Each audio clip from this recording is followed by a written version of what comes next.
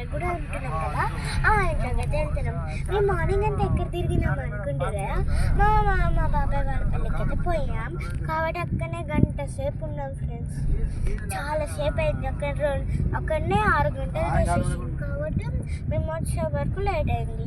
12:30 అవుతుంది. Same bike రావట్లేదు చూసారా, ఒక్క బైక్ రావట్లేదు చూసారు కదా. ఓన్లీ కొన్ని బైక్స్ అనిపిస్తున్నాయి మనకి. అన్ని లైట్స్ ఆఫ్ అయిపోతాయి కదా. ఎందుకు ఈ వీడియో తీస్తుందంటే